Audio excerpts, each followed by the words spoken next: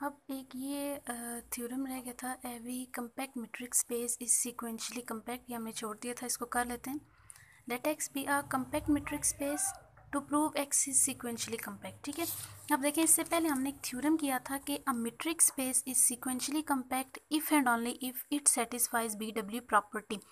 इन्हें अगर आपने सीक्वेंशियली कंपैक्ट प्रूव करना है तो आप ये प्रूव कर दें ये बी डब्ल्यू प्रॉपर्टी को सेटिस्फाई करती है। ठीक है, तो इसके लिए हम क्या प्रूव करेंगे कि x satisfies B W property. ठीक है, अब बी डब्ल्यू प्रॉपर्टी कैसे सेटिस्फाई होती है ये देखें। A space x is said to satisfy B W property if and only if every infinite subset of x has a limit point. यानी हम एक इनफाइनाइट सबसेट लेंगे और प्रूव करेंगे उसका लिमिट पॉइंट एग्जिस्ट करता है। फिर जो है इसका मतलब ये हो जाएगा कि हमारी space B W property satisfy कर रही है, तो स्पेस सीक्वेंशियली कंपैक्ट हो जाएगी। तो let A be an infinite subset of X to prove A has a limit point.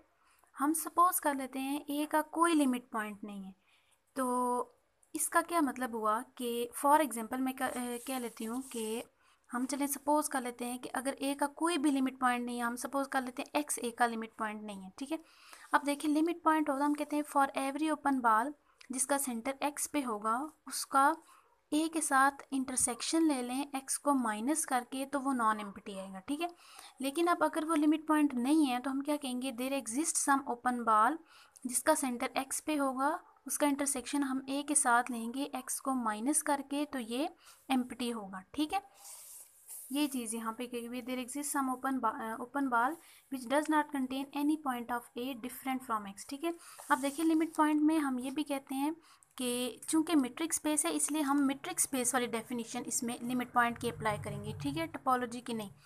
तो हम ये कहते हैं कि हर जो ओपन बॉल है वो कंटेन करेगा at least one point of A different from x.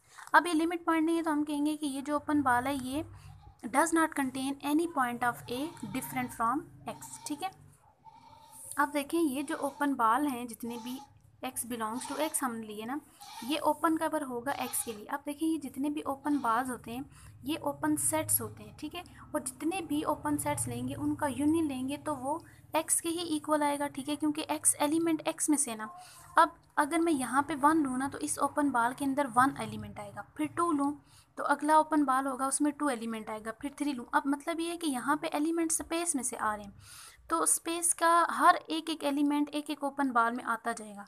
जब उन सब ओपन बार्स का हम यूनियन लेंगे तो वो एक्स के ही इक्वल आ जाएगा। ठीक है, अब ये जो है ओपन सेट्स का यूनियन हो रहा है और वो एक्स के इक्वल आ रहा है, इसका मतलब ये हुआ कि ये जो ओपन बार्स हैं ये एक्स के लिए ओपन कवर हो गए। ठीक है, तो as X is compact so this open cover has a finite subcover. देखिए ये एक्स कम्पैक्ट है तो इसका एक फाइनाइट सब कवर होगा, वो हम लेट कर लेते हैं bx1 bx2 उसका सेंटर और bxn up to so on. ठीक है, as A may contain only centres of these open ball. देखिए हमने ये कहा था कि ये जो ओपन बाल्स हैं ये ए का कोई भी पॉइंट एक्स के अलावा कंटेन नहीं करते, यानी कि इसका मतलब ये हुआ कि ये जो ओपन बाल्स हैं ये सिर्फ और सिर्फ ए के एलिमेंट x1 x2 xn ही कंटेन करेंगे, इसके अलावा और कोई पॉइंट नहीं कंटेन करेगा।